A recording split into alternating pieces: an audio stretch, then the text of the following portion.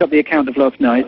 I was actually going to write tonight. I was going to write about just the kind of strange, surreal, and farcical nature of people arriving in ultimate privacy, keeping the windows tinted, keeping the shades down. What on earth do they think they're going on? What is in their minds? It's so pathetic that they're having this meeting. It's kind of pathetic. As much as, you have different feelings about it. You might be angry. You might be insulted that they're having this meeting in private. I kind of find it a little bit tragic.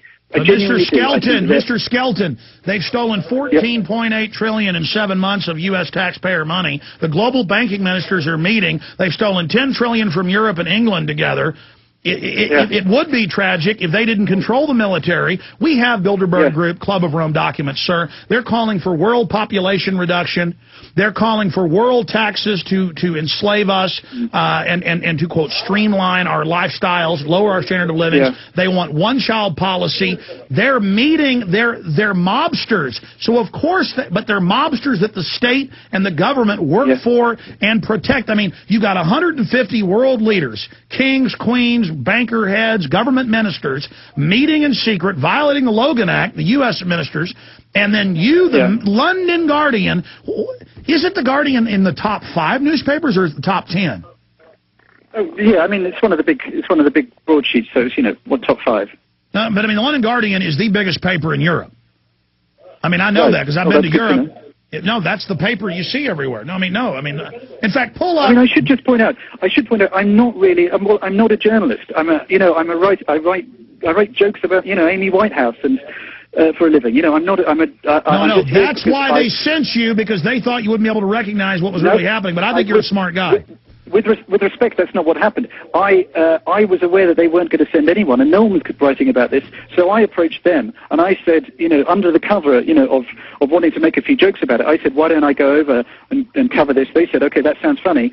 So, I've started to be able to, just, I hope in my small way, raise a little bit of awareness about this, because you would not believe the lack of awareness and the lack of just basic knowledge or even caring about this situation and about, global power structures. There is just such ignorance. It's unbelievable. Yeah, let me throw this in. They just walked in with a bunch of mainstream articles out of Greece, England, you name it.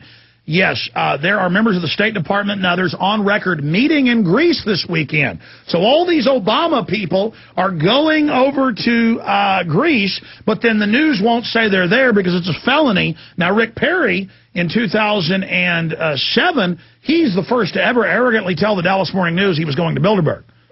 And he went to Istanbul, Turkey. Now, the article yesterday that you were in kind of said you were going to Bilderberg to see if it existed. Let me ask you now, does it exist? Oh, yeah. Yeah. 100. Do those police? 100,000%.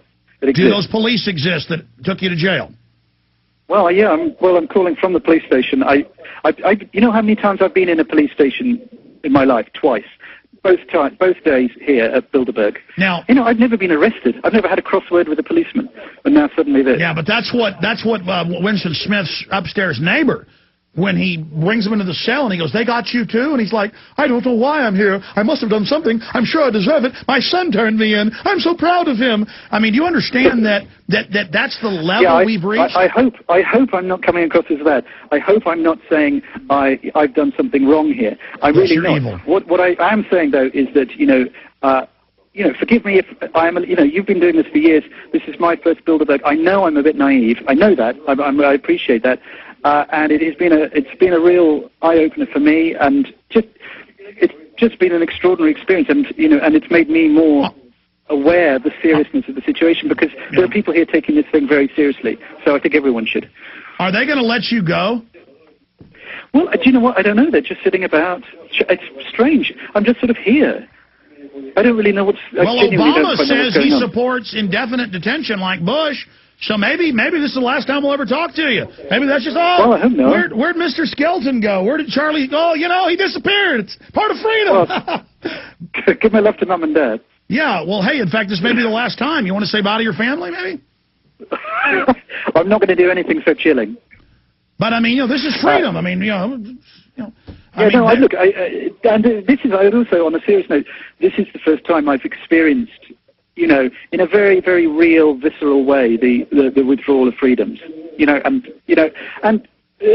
the other day, on a related note, I found out that the EU had stopped a number of basically limited the number of seeds that you can sell legally to members of the public in the UK. This is a directive from Europe, so they're limiting the number of seeds. I was trying to buy some heritage seed varieties. I suddenly found out I couldn't unless I became a member of a seed club, and I suddenly thought, God, this is it. My freedom here. No, we went on air. We keep telling listeners that all over they're buying up the heirloom seeds, putting them in UN armored vaults. You can hardly get them. They're trying. Listen, there are a bunch of U.S. cities in Oklahoma, Oregon, you name it. One of them's Tulsa, Oklahoma, where they want to make you get a license to have a garden. I mean, we're in a prison, folks. These people mean business. I'm sorry. Go ahead about your point about the seeds. Well, no, it's just I think that was one of the first occasions where I suddenly felt the hand of the EU limiting me as a citizen wanting to do a perfectly innocent, in fact, good thing. And I was thinking, this is ridiculous. This is it's an absurd situation. What type of seeds were they? Maybe they could be used as weapons. Al-Qaeda. We have SWAT teams here raiding aloe vera plantations because it's evil. It helps for burns. Maybe they're protecting me from these terrible seeds. Maybe. I don't know. But anyway, we're laughing, but it's actually, when it comes down to things like DNA, genetics, and seeds, and ownership of water, these are massive, fundamental pillars of human life. For 36 years, they've taken in the UK, Australia, the US, Canada, New Zealand, your blood at birth. I had the secret documents on this 14 years ago. Now it's mainstream news. They go, yeah, we take your blood illegally. If you don't like it, we got weapons. Now, sir, I'm trying to understand here. We really appreciate you joining us, a London Guardian reporter from the police station there where you're being held. Can you tell us what police station you're being held in case this is the last time you're seen? Well, I guess I can't even say it's the one that sounds a bit like Volugomini. It's where the place. It's the police station local to the hotel resort that they've taken over for Bilderberg. And the hotel is located where outside Athens? It's about 20 kilometers outside Athens on the Riviera, they call it. Beginning with V, and I can't say it, Volugomini or something. And so that's where I am, and I can see that. I just sat at the side of the road for a couple of hours just watching actually I can see where I was sitting from here, watching the delegates come around the roundabout and zoom in with their police escort. Sir, I want to continue to talk to you. We got to take this break. Back in 3 minutes. Can you stay with us? Okay. Charlie Skelton. But I want to find out, because this may be a reason to arrest you, I want to find out what seeds. Were they carrot? Were they tomato? Were they potato? Because you may get put on a terror list, sir. This guy's hardcore, folks. He's trying to buy seeds. We'll be right back. I'm not joking when I get up on air. And I say that what you're seeing in Europe, England, the United States, Canada, is tyranny. We're one step away from him just disappearing. When I was in Canada, they said, you're here to ship drugs in, aren't you? And I was like, no. And they said, listen, we find one porno picture on those computers, you're going to get years and years in prison. And I said, these are our office computers? And I said, what, like illegal porn? He goes, no, anything. Topless girl, you're going to prison. So they spent hours and hours searching them. Thank God none of the office computers, because who hadn't clicked on something by accident or on purpose or whatever?